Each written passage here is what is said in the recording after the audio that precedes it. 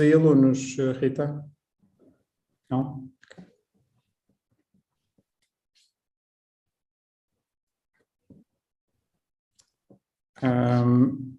Ok.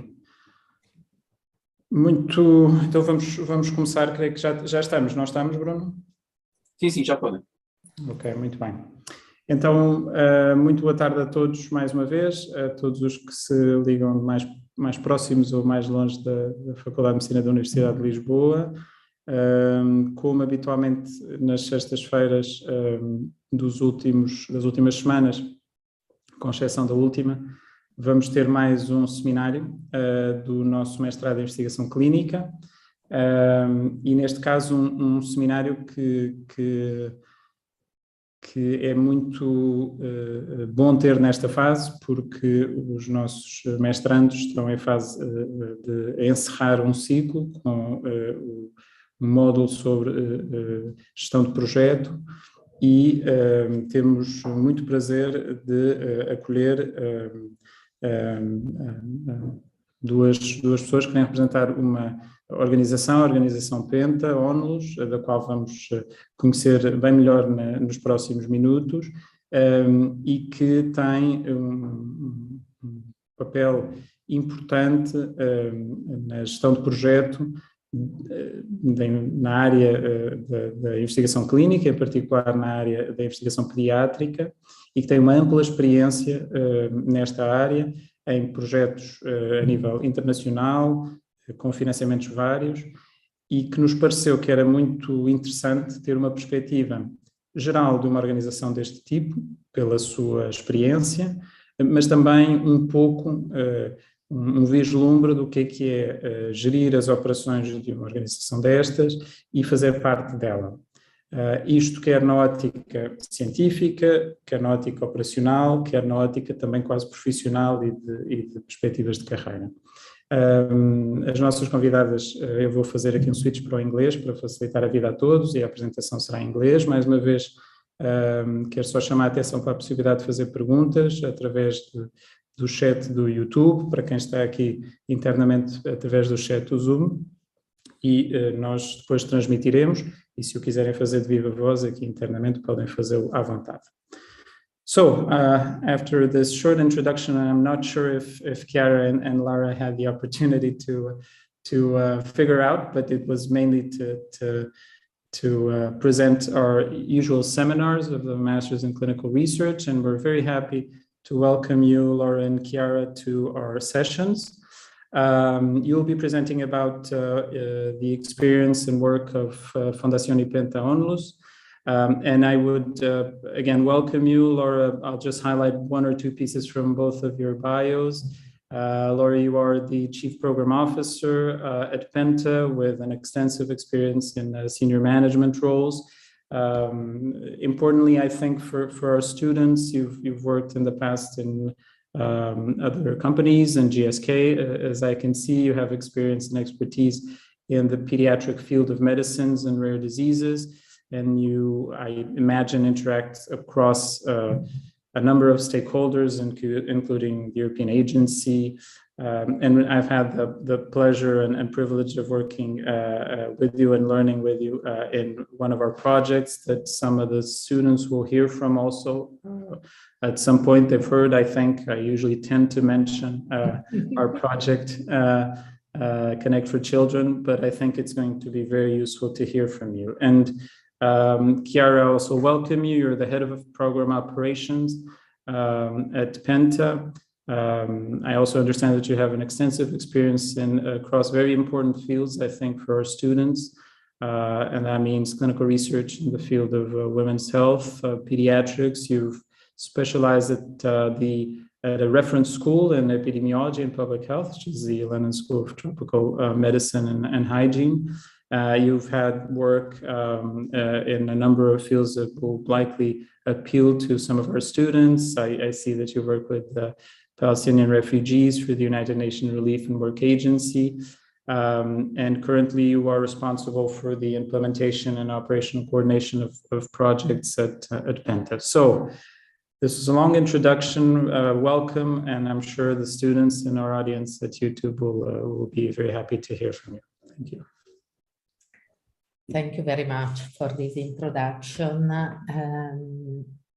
While we wait for the slide to be shown, I just want to say that I'll be sharing this presentation with my colleague, Chiara. So in the first 10 minutes or so, I will describe what is the Penta network, and then Chiara will continue describing how we handle multinational projects within the foundation. If I can have next slide.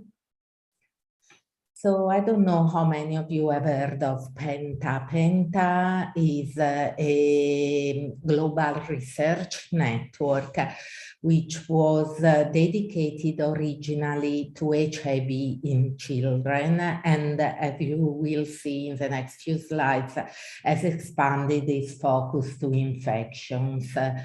We are a research network mainly, and we put together a large number of institutions and researchers across Europe, but also outside Europe, particularly in low middle income countries, because we want to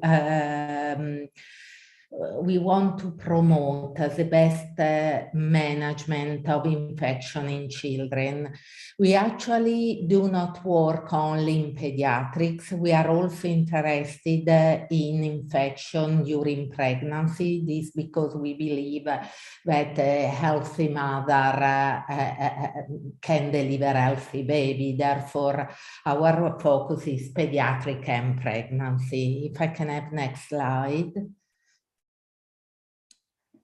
So our vision is to be at the forefront of clinical science for the prevention, diagnosis, treatment of infection in children.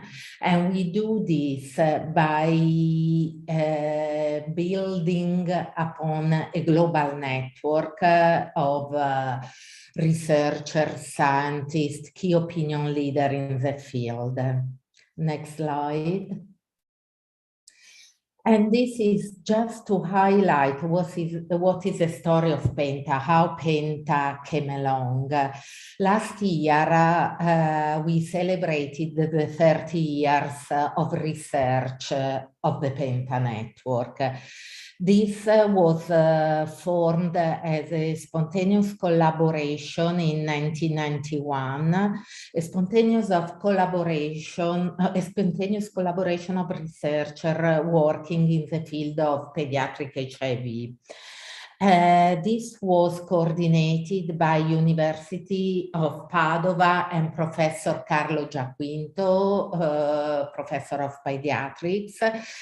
And later on, as it was becoming more and more difficult to coordinate this collaboration under a university institution, it was decided that basically by Carlo to set a foundation, a proper legal entity under which this collaboration could be gathered. And this happened in 2004. The Penta Foundation is based in Italy, in Padova. Its president is Professor Carlo Giaquinto, and is a non-profit organization which, as I said, initially had the focus of working on HIV, but after a few years of successful collaboration, expanded the focus in other ID infections. In the last 5-6 years, we have further organized the network and the foundation. This building up on the successful research done in the last 30 years. In 2016, we funded a profit organization This because we had more and more growing requests, particularly from pharmaceutical company, to collaborate with them. And this was difficult to be done under a no-profit organization. So Painted Innovation was formed, and is still alive and working, and is a part of the foundation and handling all the external business, the profit business of the foundation. 2 or 3 years ago, you know, there was a lot of discussion around Brexit, and we have lots of collaboration in UK. Some of our board members are based in UK. Therefore, we decided to have also a UK branch in order to ensure continuity of the work, the research, and the projects we were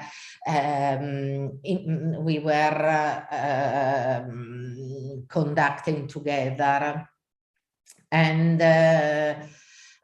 so I will recap all this situation, but this is just to show the evolving history of PENTA. Started on the focus on HIV, expanded in other infectious diseases, and then we build up other legal entities to support the work of the network. If I can have next slide.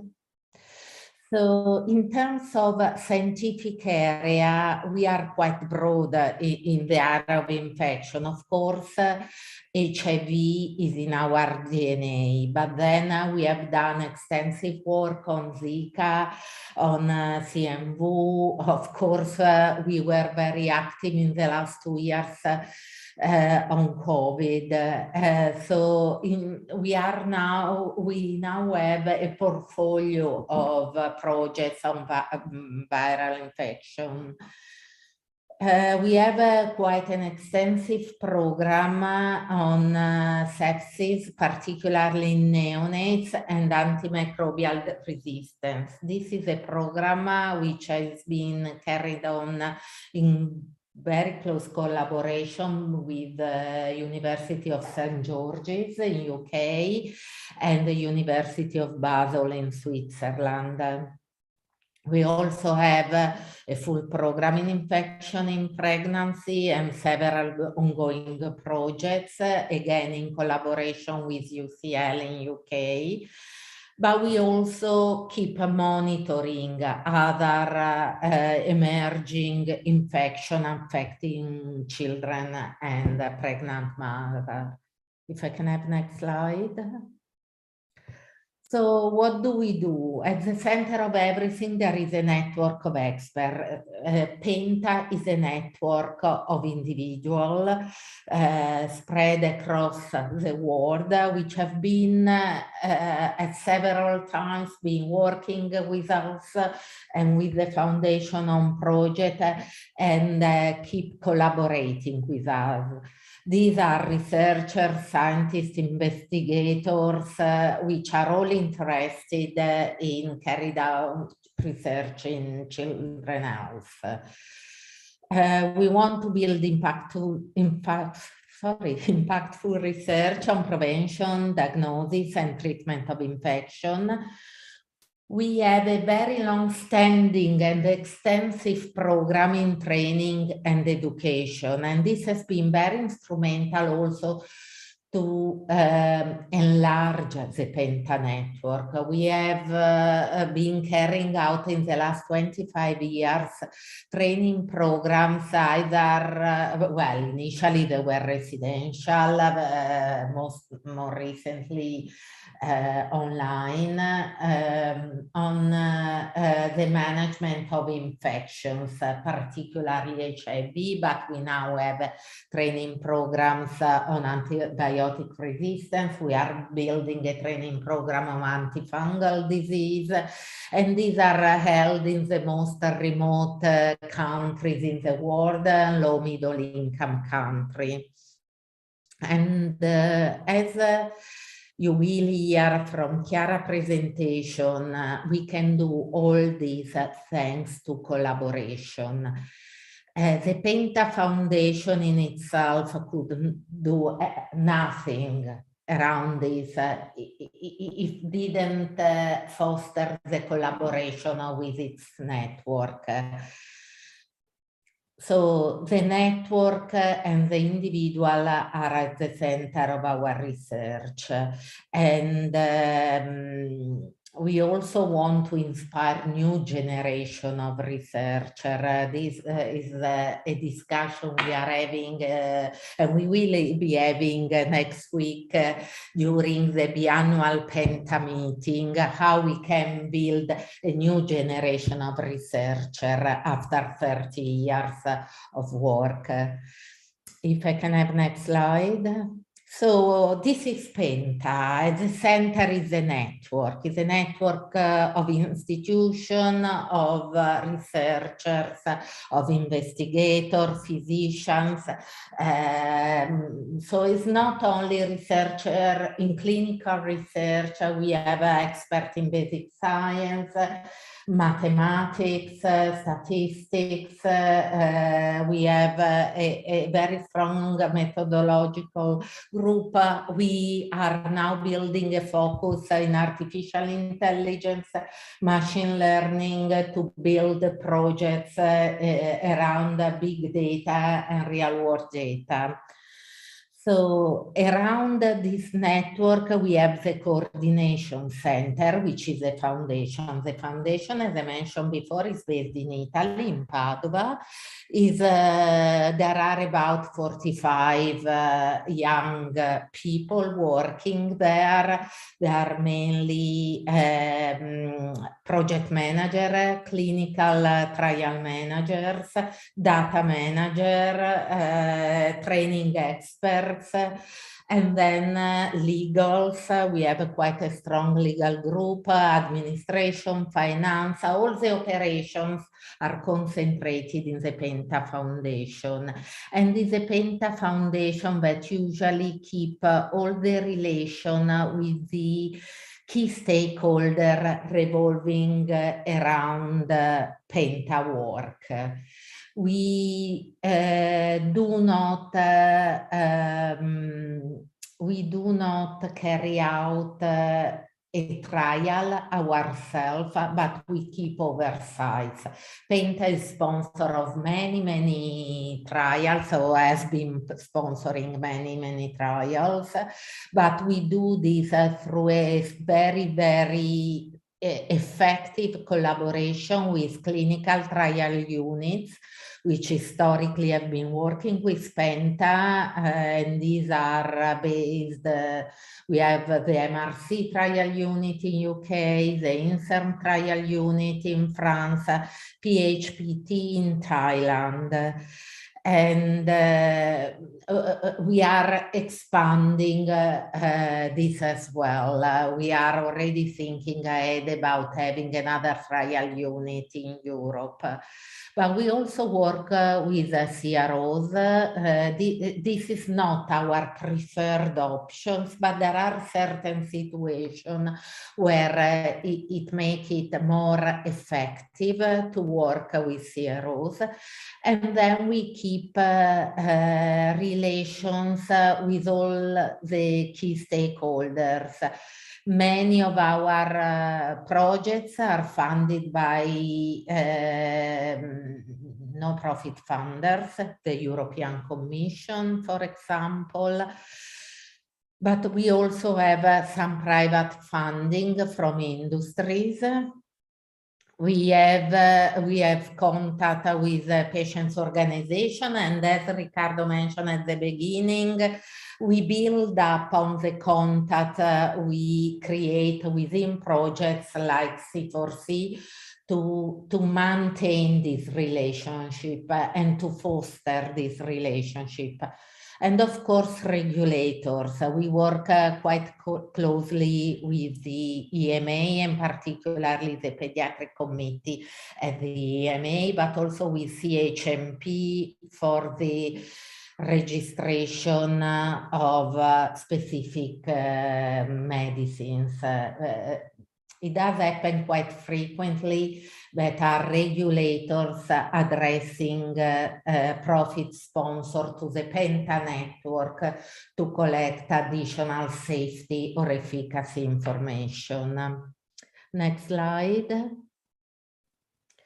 So this is, I mean, probably this slide is not even updated. These are the countries with whom we are collaborating, but for example, I mean, we do have projects also in Canada and in other countries. Just to say that, you know, the Penta network and Penta collaborators spread across the globe. Next slide. And this is just to give you a sense of the number of projects we manage. This has been updated lastly in 2020 when we had 25 projects. And these are not only clinical trials, but they include also large observational and cohort studies where we run a lot of our pregnancy research. We have a basic science platform, training and educational program, and social science. If I can have next slide. And this is where we run our training programs. So this map refers to the last 16 years. So it's quite extensive work again across the world. It's very important, the training program in Penta, as I said, not only because it's quite impactful. We deliver what we learn through our research to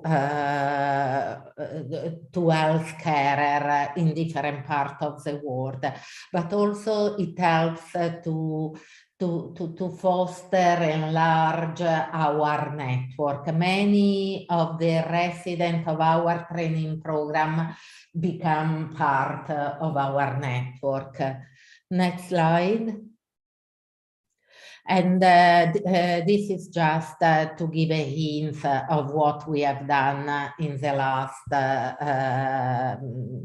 years. So, as I said, we have been working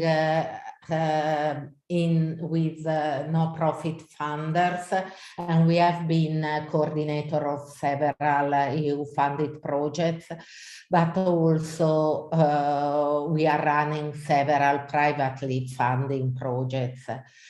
I would say that all of them are multi-country, multinational programs. So our experience, actually we have very little experience in Italy, I have to say, in the sense all our projects are collaborative projects. And either European or extra-European collaborations. We have run several pharmacovigilance studies, which have been instrumental to how can I say, to influence the protocols of companies. These were particularly related to HIV research, and we have been involved in the registration of several drugs, extending the registration to children. The last one is dolutegravir. We have also been preparing guidelines for HIV treatment, and our guidelines have been recognized globally. They have been recognized by WHO. So in the area of HIV, Penta is quite a strong brand. And I would stop here because I think now it would It's important probably for you to hear what my colleague Chiara can describe how we run these large projects and how we organize the operations in this type of environment with several key players. So in a Penta program, it's not just Penta as a sponsor or as a coordinator having a key role. There are several players, and I think this is what Chiara is going to describe to you. Chiara? Thank you, Laura. Yes, this is again, sorry, Chiara, I forgot No, it's okay. slide. Is the Penta Foundation. So the foundation based in Italy is a legal entity coordinating the network. Chiara, over to you. Thank you. And hello, everyone. I'm very happy to be here presenting you Penta and how it actually works from an operation perspective. So what Laura just said, I think it's quite important. Riccardo was telling us at the beginning that you actually just finished or you're about to finish your project management module. So I think that what I'm going to tell you now is not going to sound new at all, because at the end of the day, project management is just a way of fixing what needs to be done in a way that it's harmonized and equal to everyone. So within Penta, we have, as is possible to see from the slides, we are both as coordinator of projects, as well as sponsor of clinical trial or observational studies as well. So if we try and divide our activities based on funding stream, Penta works on public funded projects and private funded projects. So what we mean by public funded project, we mean the project where the European Commission, for example, in Europe, rather than the NIH in the United States, they do put out some programs that support the research and innovation action, for example, which aim at improving healthcare generally. And then we also have private funded projects. So the one that they are funded and sometimes sponsored by pharmaceutical companies and biotech. So the main difference in the activities that is conducted among the two studies for Penta is that when we work in public funded project, we generally have more broader research questions. They generally focus on some thematic areas. So we do have projects around the scientific areas that Laura described before. And sometimes we take one part of that area and we try to answer in one of the calls that come out through, for example, the European Union. And then we also do have, as I was saying, private projects. With that, of course, when we have a pharmaceutical company or a biotech company involved, we generally aim to answer a more specific question or a specific product. So that what's so-called IMP, investigational medical product. So here, when we look at projects, and by that I refer also to studies, but I call them projects because they are projects. We do look at the product life cycle. So we have clinical studies in different phases. So we do have clinical trials from phase 1 to phase 3, and then we also go to phase 4, so post-authorization studies.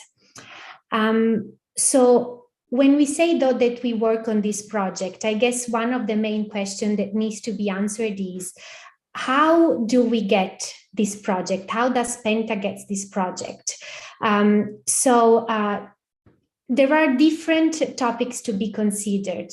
One of the main ones is lobbying and scouting. To get this project, there is some scouting that needs to be done. We do have a business development area within Penta that is the one that looks at potential new collaboration, etc.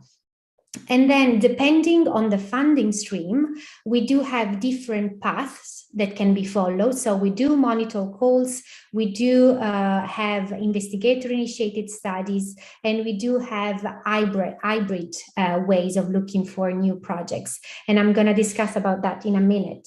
But what remains constant independently on the path that we follow are the four thematic areas, the four big areas that needs to be present for a project, let's say, to be born. So how do we go from the idea to the project implementation? So we definitely need an idea. We need to have an idea on what we want to look for, if it is a drug rather than a thematic area, if it is an infection prevention and control action, or if it is a new behavioral thing about hygiene. We need to have an idea. But as Laura was saying before, and this is core to Penta, but in general, I would say that is core in a lot of activities within research, is building a partnership. This kind of research projects, because we are talking about international and multi-country research project, cannot be done by one investigator by themselves. There is, I think, a way of saying it takes a village to do something, and it's kind of the same here in research. You cannot do it by yourself. Once you have identified the partnership, there is another thing that needs to be done. Someone needs to actually write the project. He needs to write why it is an interesting project, why it has some excellence in it, and why it has to be chosen for funding. And that's also another magic word, because something that needs to be done is attach a budget to this project. So there needs to be some costing done around it. So if we go back again to scouting, so what does it mean for Penta scouting? Relationships are quite important. So, and we have a network around us. So we either do direct scouting. It means that we go and look on a monthly basis, on a bi-weekly basis, and generally we're also informed when new grants come in, and we want to see if there is anything that appeals us and that can be of interest for our network. We also have partnerships. New partnerships are very important for us to be involved. We don't always need to be a coordinator of a project. We can also be a partner. We can support with our expertise, our pediatric infectious disease expertise. And aside from the partnership, we generally are at institutional level. What is very important as well is collaboration with individuals, with single researchers. And it's important to foster new collaborations as well as keep active the old ones. Scouting also happens through a mediated way. So we do have referrals. As Laura was saying before, we are a level 1 network within the EMPREMA. And so we do get referrals where the pharmaceutical companies are speaking with EMA about new PIP to be submitted. And so it is the EMA themselves that refer them to us. So if we try and look at, as I was saying before, though, once we have identified something, there are different ways of looking for funding. When we refer to European funded project, or anyway public funded project, we do monitor calls. For example, we are very active within the new programs, which are the Horizon Europe, which is the continuation of the Horizon 2020. We are now looking at IHI, which is the new program following the IMI one. And then we have the joint undertaking between Europe and sub-Saharan African countries like the EDCTP programs. So we do monitor the main ground sources. And then once we have identified one call, we generally create a small group of researchers that can be interested in the topic and that they have specific expertise in the area that the call is asking for. And we do brainstorm on the main concept that then can be identified in order then to widen the group. Once we have identified these few people that can work on a project, we generally start writing. And so we do assign the so-called task leaders in Penta. So it means that we decide who's going to lead on which part of the project, and then we start writing the proposal application. Once we have identified and written down the main topics of the application, what needs to be done is also the creation of a budget. So for each activity, we're going to list the cost per institution and per task. And of course, that is done depending on funding, which generally in a public funded project is quite strict. You have a limited budget, it is a maximum, and you have to stick with that. So another way of looking for new project is through investigator-initiated study. So this is another way of seeing what I was showing you at the beginning, the 4 big elements, which are budget, brainstorming, writing, and having an idea. So if we saw that in this topic, so in the monitoring calls, we go from looking for the call, forming the group, and then writing something with an idea that has already been provided by the funder. When we have an investigator-initiated study, is the other way around. So we have a researcher that already has an idea. And then once we have this researcher with this idea, we go and look for funder. So generally, we talk about pharmaceutical companies. So we do have, within the network, we have lots of data on different medications, for example, used for HIV. And this medication, of course, they belong to a pharmaceutical companies that is always interested, for example, in receiving data on the safety, effectiveness of this drug, even after the drug has been marketed. So we generally have the idea, for example, on looking for example, for any event after the drug has been marketed. So we go to the pharmaceutical companies and we say, we have this idea. We would like to do an analysis on this medication that belongs to you. Would you be happy to sponsor this study sometimes, or just to fund this research study? And that's when the negotiation on the budget, if the pharmaceutical company agrees, that when the negotiation starts on the budget. And then we have an hybrid way, which is a mixture between the first two that I've mentioned, which is when we actively collaborate, for example, with pharmaceutical companies. And so there is actually not a specific point where we start with. Sometimes we are building a partnership and then we write the idea, and sometimes it happens the other way around. But now let's move forward and let's think that one of these projects that we have applied for got funding. So we move to the implementation phase. As you may be well aware, there are 2 phases within the implementation, which are the setup and the project execution. I always say that the setup is one of the most important phases, because if you get it right from the beginning, you are halfway there. So once the project is approved, one of the most important things to do is establish a project team. That's what we do in Penta. We, as Laura was saying, we have different areas. So we generally allocate a project manager or a clinical project manager, depending on the nature of the project. And then there will be someone from the legal team that will be supporting, as all the contracts will have to be negotiated. Someone from the financial team, as the budget will have to be distributed. Depending on the type of project, there might be someone from the data team, if we need, for example, to provide the database, or someone from the network team, if we need to involve the wider network. Once we have established the team, even at a small level, we tend to assign tasks and responsibilities, and then we start working on a project plan. Then when we move to the project execution, so we are in the active phase of the project and the project is ongoing, the 2 main points that we do take care of is looking at project outputs. So let's not forget where we are heading, and let's make sure that while we are looking for the outputs, we keep on monitoring on what is happening, and we do give constant feedback within the Penta and with more the broader network. So if we skip back to the setup, we do have a project plan. That's what Penta does. We generate a project charter. So we write down exactly so that it's clear for all the parties that will be involved in the project, what is the main aim and what are the objectives of the project? When does it start? When does it finish? Who is involved and who does what?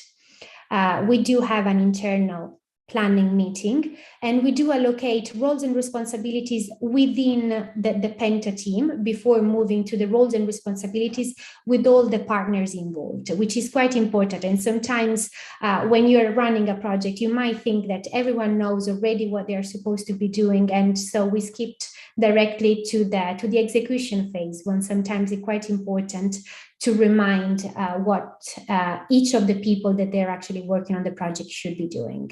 And a way also to establish roles and responsibilities and to write them down is actually making sure that this is included in the contract, and make sure that all the contracts are in place before a project starts.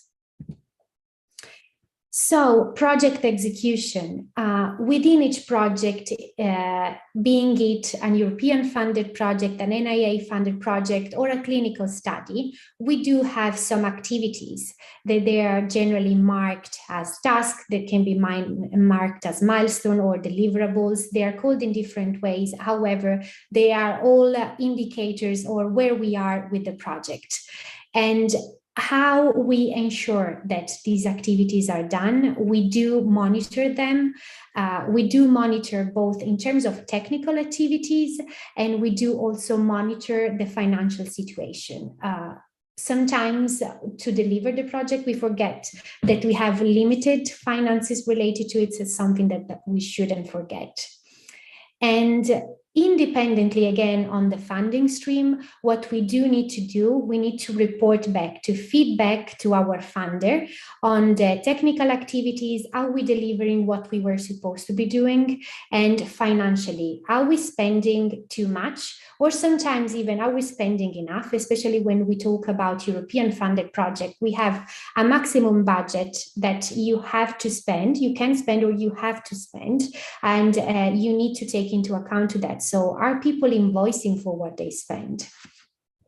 And something that it's quite important, although is always on the background, and sometimes we forget about that, it's communication. We always need to communicate amongst ourselves, and we do need to communicate with our partners, especially within Penta. And as Laura said, we do have the operations within the foundation. However, it means that we just keep the oversight. The actual operations activities are delegated within the network, it being a clinical trial unit or a clinical research organization.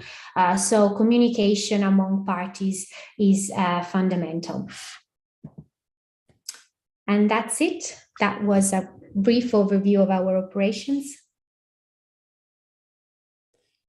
Thank you very much, Laura and Chiara. I think this was a really good opportunity for all of us to hear from really a sort of an overwhelming organization, right? And also a little bit of the principles behind how you manage operations. Let me check if there are any questions. I'll leave the floor open both in the chat and on YouTube. Just switch for a few moments to Portuguese. Por favor, se tiverem alguma pergunta, podem escrever à vontade no chat, em qualquer uma das plataformas que eu traduzo, se for caso disso. While we wait, perhaps, some of the questions that may come in, I noted a couple of things that I think both you, Lauren, and Chiara, you mentioned. One of them is that you can't do things by yourself, right? Now, Penta has grown immensely, and perhaps the impression that we get is that the projects are very large. I wonder if that is the case, so the magnitude of the projects is very large, or if you still are involved in smaller sized projects. But in any case, I guess my question is, if you're clinical project manager or someone from a study coordination team at a local level that may be involved in one of these larger projects, is there a connection with Penta in your projects? You try to involve people, and do you have any suggestion for those people working at the site level or at the national level of how they should look at and engage with these larger projects?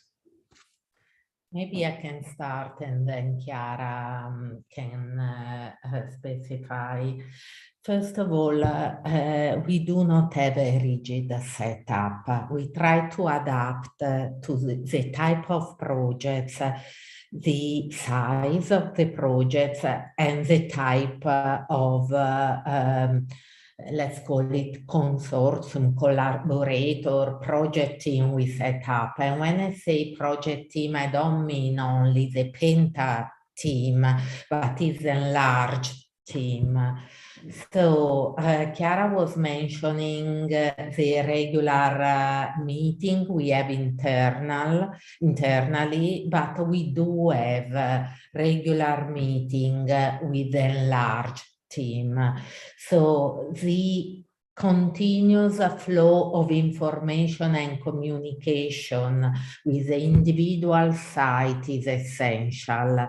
The frequency depends again on the type of projects, the phase of the projects, the specific issue that the project is encountering. But there are really 3 levels of collaboration, starting from full internal, then the Penta Foundation team with the key operation collaborators, means the team from the trial unit. We might have a CRO as well, and some scientific coordinator of the team, which is might not be within the Penta Foundation. And then the 3rd level is a large one that includes all the participants to the projects. And this can be collective, can be individual with the team, but flexibility is essential to actually be able to address specific issues. Chiara, I don't know if you want to add anything to this. Yeah, no, I think you said that the clear word flexibility, we really adapt to the need of the specific project or study. So there are, and also although we delegate the operations, we do have specific expertise like in regulatory, in ethics and things like that. So sometimes, although we have the operations that they are delegated, we are the main point with the sites for some specific issues, because we can support them. So it's a very collaborative environment. We do not set stones. We try and divide roles and responsibilities, but we are also very supportive if needed. The only, if I may add, there are some functions, though, that we never delegate if we are the sponsor of a trial, which is, of course, the legal responsibility, but also the financial responsibility. And I forgot the 3rd one as you were talking. There was a 3rd one that we never, the oversight. We always maintain oversight of the trial in close collaboration with the trial unit, because they are very experienced and these are the 3 functions we always retain if we are the sponsor of the trial. All the rest we can maintain within Penta, we can delegate depending on the need of the projects, the type of partnership we have, and so on. Thanks. I think that's very useful. I mean, it goes to show how much of the efforts are around continuing the collaborations, right, and ensuring that the partners are in, but also keeping those critical, probably what will contribute as critical success factors within your area of oversight and control. Now, I'm speaking for the students here, but again, it is, I think the whole master's and the fact that the people that are involved in teaching and organizing do make a big push for these large international projects. It may seem a little bit overwhelming in terms of career paths for people in this field. So I don't know, do you have any suggestions? And even if you look internally at your organization, how do people approach an organization such as this one? And again, we will have people working in different areas, and in also middle to large size organizations. So how is that? And I don't know, Chiara, I was looking at your bio. I mean, how does that work? You go to the fact that you do different things at different areas, is that expectable or not? Is that a good thing if we think professionally for these master students? I think that if you want to work within the clinical research field, you need to get some basics, which is what this master is trying to give. You need to have that kind of strong background that can support you. But then perhaps what we look for example, when we are hiring a new person, is definitely the strong background that I was telling you about. It's very important that you have an understanding on what is clinical research. However, sometimes what you also look for is some sort of expertise that can be something that can make you shine. And now Penta is a small organization in terms of the team that works within the foundation. However, when you look at medium and big sizes, companies or organization, there are a lot of people that do apply for a position. And I think that people that they do have a clinical background of all sorts and that they have some hands-on experience do have something that they should be shining during the interview process. Thanks for those tips, Laura. Please. Sorry, if I may add, I think it's also important that you see the full process and the different of drug development, meaning it's not of much use to become an expert of phase 3 trials. I think it's important. Each phase has its own peculiarities and teach you how the next phase should be built on. So it's important that you have the full picture. CROs work a bit different from a clinical trial unit within a research organization, for example, but both are equally important. So each experience should be something to build upon. Even, I mean, I was for 10 years in a pharmaceutical company coming from basic science, and I thought, oh, I'm losing all my knowledge here. And only when I left the company, I realized how much I'd learned in the pharmaceutical company. So wherever you go, there will be something you learn and you build upon your professional experience. So I think there are lots of opportunity out there in terms of clinical research. You were saying how can students apply for a position in an institution like ours? We have a website. We accept spontaneous candidatures.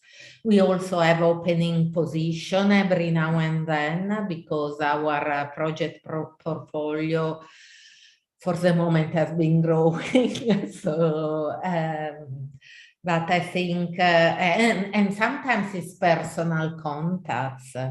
Right, and if we have just a few minutes left, as people are silent, but I'm sure they're listening because this is really informative. But I'll take these last comments, Laura, which I think are really important, and around flexibility. That's at least the way that, and I have a different background as a clinician, but being involved now for around 15 or more years in clinical research, that has I think been one of the major learnings, even when things don't go as expected, that being too rigid in the area that you are working with, or thinking that that will be, a one-time decision and that's it, is likely not a good career option, even if you think at some point it might be. And I've heard from you today, and I also know that Penta is very active in, real-world evidence now. From what I learn, machine learning and AI, or at least to try to follow up a little bit on that, or that's the intent.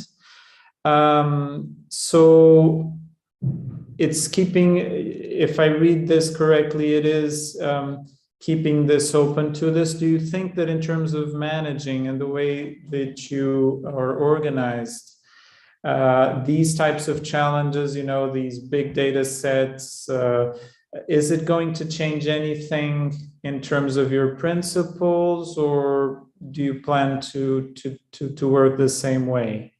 No, definitely not. We are thinking how.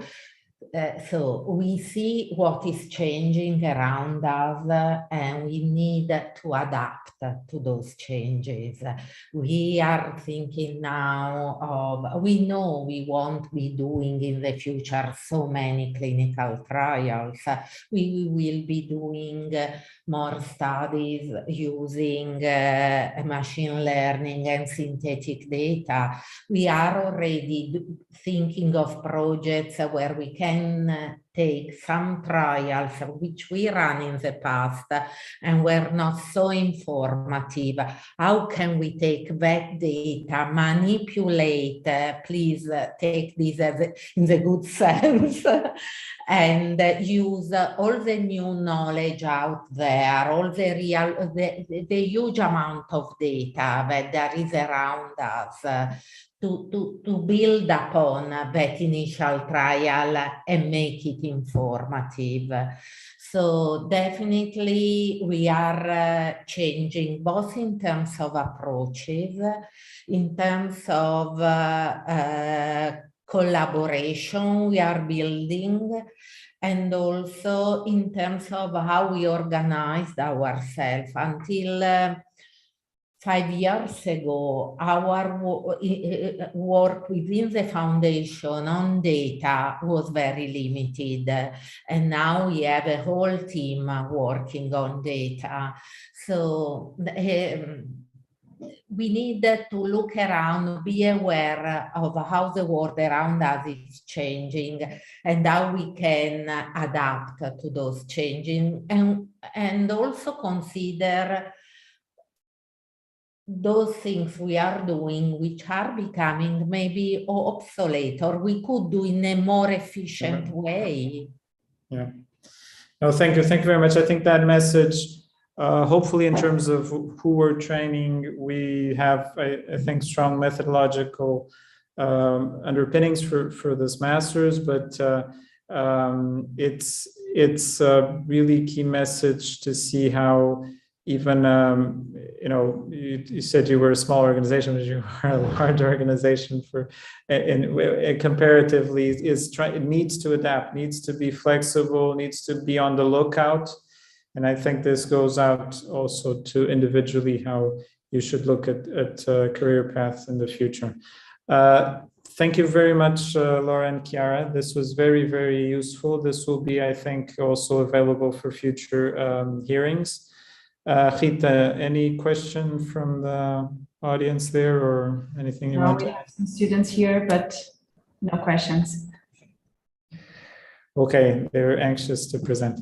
Okay, so thanks again. And I think we're going to have a next seminar next week around funding, right? Funding of, is that correct? Very Yes. important. Very important, yes. We're going to have the national representative from one of the agencies around opportunities for funding at national and international level here in Portugal. Muito obrigado a todos. Thanks very much. Thank you for giving us the opportunity to present Penta. Bye. Bye-bye. Bye.